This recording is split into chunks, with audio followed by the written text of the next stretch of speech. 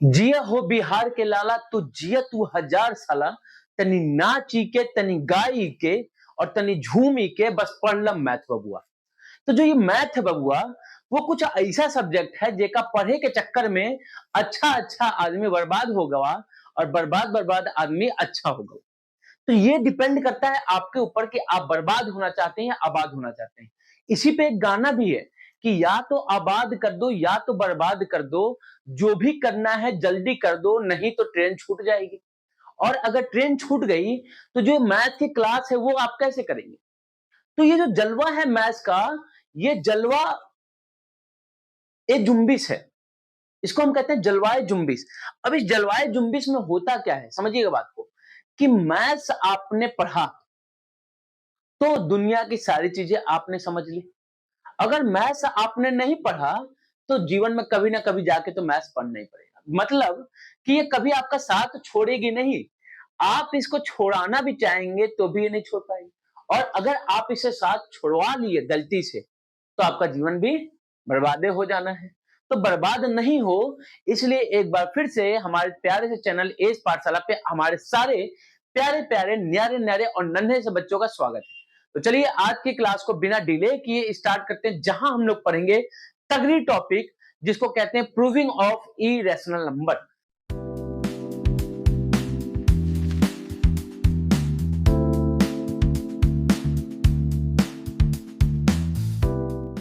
दुनिया एक तरफ दुनिया एक तरफ और प्रूविंग ऑफ इरेशनल नंबर एक तरफ। यहां पे एक आपको नया कॉन्सेप्ट पढ़ने के लिए मिलेगा। पहले बता दें कि जो कॉन्सेप्ट है प्रूविंग ऑफ इरेशनल नंबर वो हमारे पहले नाइन्थ के मैथ्स में नहीं था, बट इस साल से जो कोर्स चेंज हुआ है, कुछ टॉपिक्स इंट्रोड्यूस की गई है क्लास नाइन्थ में, जो नई बुक आई है उसमें आपको प्रूविंग ऑफ इरेशनल नंबर पढ़ना पड़ेगा। और स्पेशली जो बच्चे एडवांस मैथ्स लेने वाले हैं उनके लिए ये सारी टॉपिक्स जो कि एक्स्ट्रा ऐड हुए हैं, जो कि क्लास 10th की टॉपिक्स हैं, वो बहुत ही ज्यादा इंपॉर्टेंट हो जाती है। तो उन्हीं एक्स्ट्रा टॉपिक्स को आपको पढ़ना है और रगड़ रगड़ के अपने मैथ को एकदम चमका देना है। तो चलिए बात करते हैं प्रूविंग ऑफ इरेशनल नंबर। अब इस इरेशनल नंबर की प्रूविंग के लिए आपको एक मेथड पढ़ना होता है, जिस मेथड का नाम है मेथड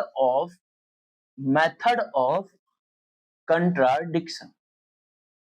क्या है मेथड का नाम? तो नाम है मेथड ऑफ कंट्राडिक्शन। अब ये मेथड ऑफ कंट्राडिक्शन क्या कहता है, क्या होती हैं चीजें, उसको समझिए। सबसे पहली बात कि मेथड ऑफ कंट्राडिक्शन का हम यूज कहां करते हैं?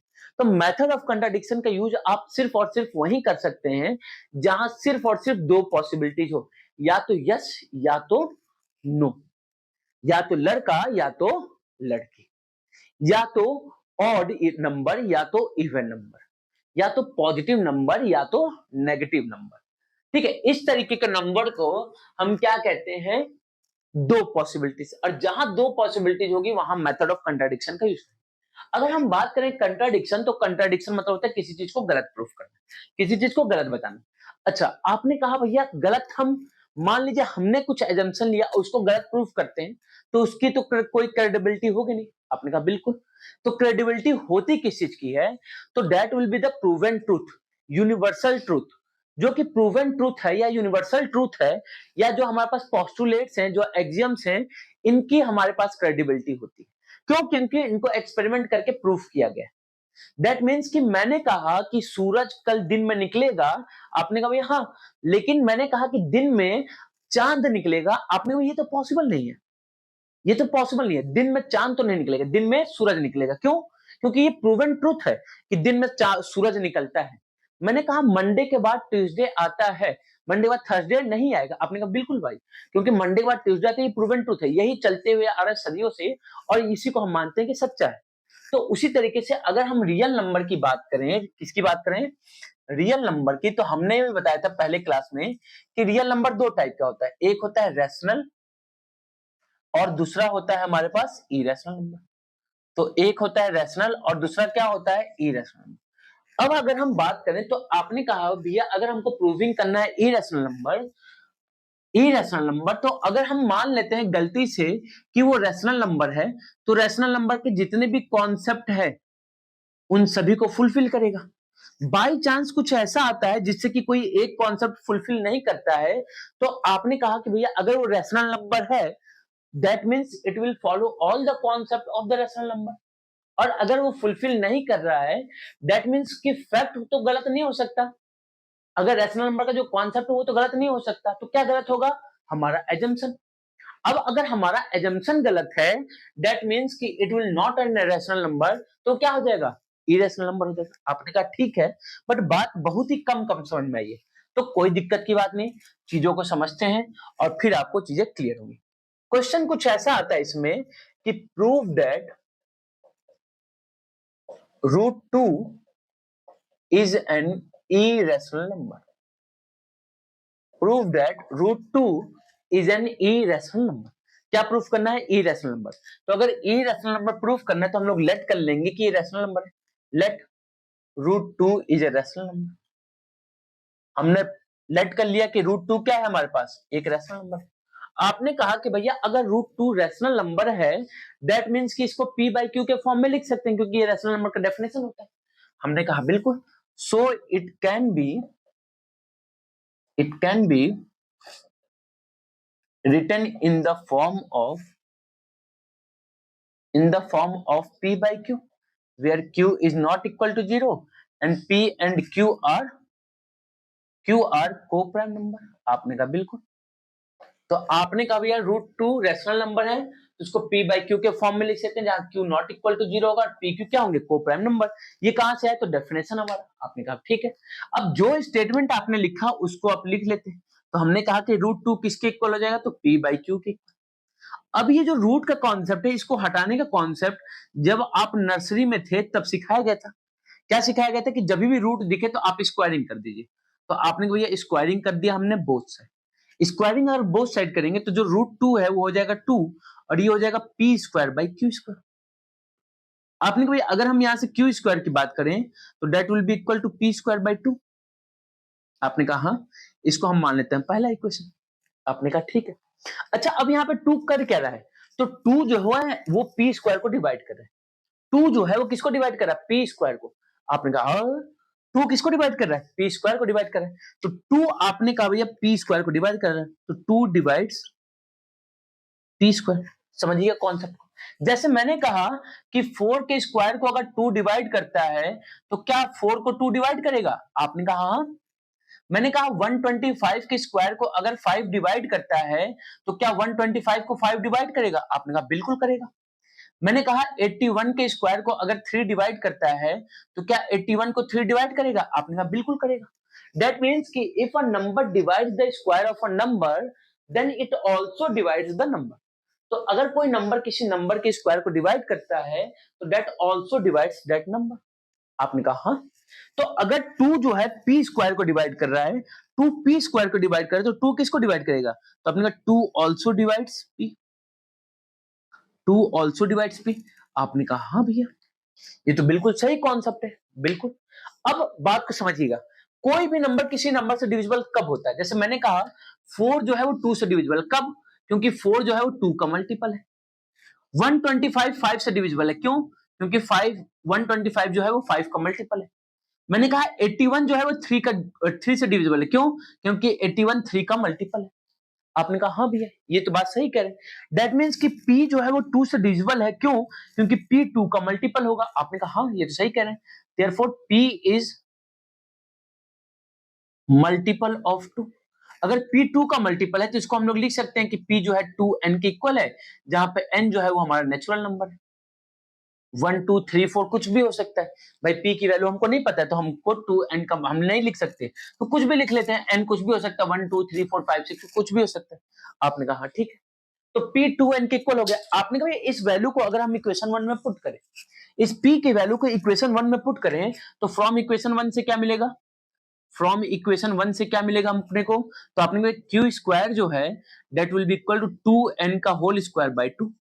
दैट इज q स्क्वायर जो है वो हमारा 4n स्क्वायर बाय 2 के इक्वल। 2 से 4 कैंसिल 2 टाइम्स है, तो q स्क्वायर किसके इक्वल हो जाएगा? 2n square. तो n स्क्वायर की वैल्यू किसके इक्वल हो जाएगी? q square by 2। क्या मिल गया? अब हमको क्या मिला? तो आपने कहा भैया अब तो 2 q स्क्वायर को डिवाइड कर रहा है, तो अब 2 किसको डिवाइड कर रहा है? तो आपने कहा 2 डिवाइड्स 2 डिवाइड्स क्यू स्क्वायर। अगर 2 क्यू स्क्वायर को डिवाइड करे तो 2 ऑल्सो डिवाइड्स क्यू। आपने वही अगर क्यू स्क्वायर को डिवाइड करे तो 2 क्यू को भी डिवाइड करेगा। आपने कहा बिल्कुल हाँ। 2 क्यू स्क्वायर को डिवाइड करे तो 2 किसको डिवाइड करेगा? क्यू को। अगर 2 क्यू को डिवाइड कर रहा है और वही 2 पी को भी डिवाइड कर रहा है, दैट मीन्स क्या होगा? तो अपने 2 तो कॉमन फैक्टर हो गया, therefore 2 is common factor, common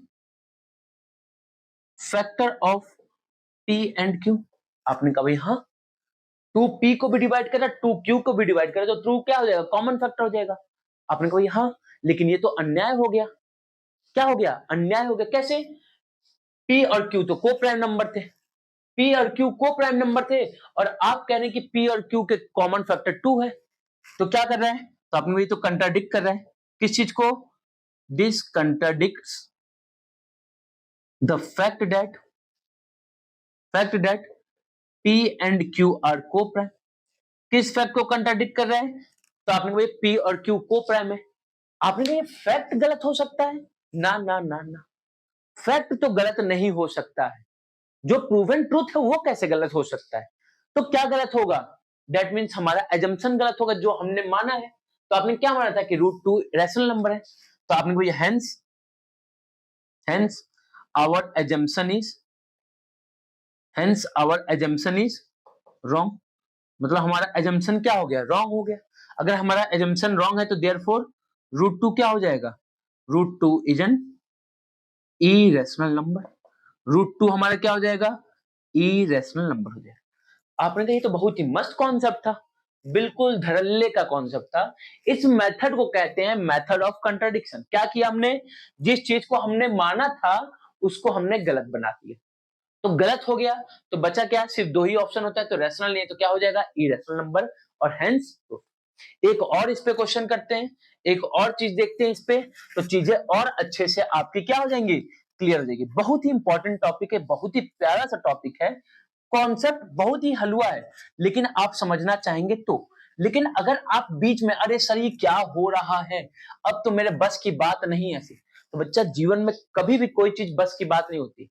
जब बचपन में आपको ABCD सिखाया जाता है ना, तो बच्चे को वो भी हार्ड लगता है। सोचिए जब आपको A for Apple, B for ball सिखाया जाता था, तो पूरी साल लगी होगी आपको A for Apple, B for ball याद करने में। समझ रहे हैं? ये तो मैथ्स है ना बच्चा। तो मैथ्स में जैसे जैसे आपका लेवल बढ़ते जाएगा, मैथ्स का लेवल बढ़ेगा, तो उसको समझने में, सीखने में टाइम लगता है। ये चीजें नहीं कि जादू होगा, जादू मंतर छू छंतर किया, गिली गिली हप्पा किया और आपको मैथ्स आ गया, ऐसा नहीं होता बच्चा। तो मैथ्स के लिए आपको प्रैक्टिस करनी पड़ेगी, और प्रैक्टिस हमारे साथ लगे रहिए, हम सारी चीजें करवाएंगे, बस आपका साथ चाहिए और आपकी पढ़ाई चाहिए। रिजल्ट 100% आपके फेवर में होगा। Prove that √13 is an irrational number। Prove that √13 हमारा क्या है? irrational नंबर है। आपने कहा ठीक। अब हम बात करते हैं √13 की। फिर irrational नंबर प्रूफ करना क्या करेंगे? तो आपने कोई रैशनल नंबर ले लेंगे, तो लेट कर लेते हैं क्या? Let √13 is a rational number. √13 हमारा क्या है? तो आपने कहा ये रैशनल नंबर है। अगर √13 रैशनल नंबर है तो इसको हम लोग P/Q के फॉर्म में लिख सकते हैं। तो आपने कहा so it can be written in the form of P/Q, जहां पे Q क्या होगा? Not equal to 0 and P and Q are coprime numbers. आपने कहा हाँ ठीक है, इतनी बातें तो क्लियर है। अब जो स्टेटमेंट आपने लिखा उसी को हम क्या करेंगे? इक्वेशन के फॉर्म में लिखेंगे। दैट इज √13 किसके इक्वल है? P/Q। और जब आप नर्सरी में थे तब आपको सिखाया गया था कि रूट कहीं पे भी दिखे तो आपको स्क्वायरिंग कर लेना है। तो आपने भैया स्क्वायरिंग बोथ साइड क्या हो जाएगा? तो हो जाएगा 13, ये हो जाएगा P²/Q²। आपने भैया अगर हम यहां से Q² की वैल्यू फाइंड करें तो that will be equal to P²/13। ये हमारा पहला इक्वेशन। आपने कहा भैया हाँ। अब क्या कर रहा है? तो 13 यहाँ पे P² को डिवाइड कर रहा है, तो आपने दिस इंप्लाइज कि 13 डिवाइड्स P²। तो अगर 13 P² को डिवाइड करेगा तो 13 ऑल्सो डिवाइड्स P। अभी हमने कॉन्सेप्ट पढ़ा था, आपने कहा बिल्कुल हाँ। तो 13 अगर P² को डिवाइड करे तो 13 किसको डिवाइड करेगा? P को। अब आपने कहा कि भैया अगर 13 P को डिवाइड कर रहा है तो दिस मीन्स कि P is multiple of 13। P क्या हो जाएगा? मल्टीपल ऑफ 13 हो जाएगा। अगर P 13 का मल्टीपल है तो आपने कहा कि P जो है उसको हम लोग 13n लिख सकते हैं, बिल्कुल लिख सकते हैं। अब इस 13n मतलब P की वैल्यू जो है उसको इक्वेशन 1 में पुट कर दे तो क्या मिलेगा? तो आपने कहा भैया फ्रॉम इक्वेशन 1 से हमको क्या मिल जाएगा? Q square is equal to 13n का होल स्क्वायर अपॉन 13। क्या हो जाएगा ये? तो आपने कहा Q square is equal to 169n square by 13। 13 से 169 कैंसिल, तो क्यू स्क्वायर किसके इक्वल हो जाएगा? 13n स्क्वायर के। आपने कहा भैया अगर n स्क्वायर की बात करें तो that will be equal to Q square by 13। आपने कहा ठीक। अब 13 क्या कर रहा है? तो अब 13 क्यू स्क्वायर को डिवाइड कर रहा है, तो आपने कहा भैया अब 13 डिवाइड्स क्यू स्क्वायर। अगर 13 क्यू स्क्वायर को डिवाइड करे तो 13 ऑल्सो डिवाइड्स क्यू, आपने कहा अगर 13 क्यू को भी डिवाइड करा और 13 पी को भी डिवाइड करा है, दैट मीन्स क्या होगा? दिस इंप्लाइज कि 13 is common factor of P and Q. आपने भी अगर 13 कॉमन फैक्टर हो गया पी एंड क्यू का, तो ये फैक्ट को कंट्राडिक्ट करेगा। किस फैक्ट को? कि हमने कहा था कि पी और क्यू क्या है? को प्राइम नंबर है, बट आपके अकॉर्डिंग पी और क्यू का एक कॉमन फैक्टर 13 मिल गया, तो आपने कहा भैया this contradicts the fact that P and Q are co-prime। P and Q are co-prime number. किसको कंट्राडिक्ट कर रहा है? कि P और Q co-prime नंबर है। आपने कोई फैक्ट गलत नहीं हो सकता, जो प्रूवन ट्रूथ है वो गलत नहीं हो सकता, तो गलत क्या होगा बच्चा? हम गलत होंगे। तो आपने कोई hence our assumption is wrong, hence our assumption is wrong. अगर हमारा एजम्पशन रॉन्ग है, देयरफॉर रूट 13 क्या हो जाएगा? तो आपने कोई root 13 is an irrational number. Root 13 हमारा क्या हो जाएगा? Irrational number. क्या होगा ये? Hence proof. तो ये जो हमने इरेशनल नंबर की प्रूविंग की, ये था टाइप 1। क्या था? टाइप 1। और यहाँ पे टाइप 2 भी बनता है क्वेश्चन, तो टाइप 2 के क्वेश्चन को हम लोग करेंगे नेक्स्ट क्लास में।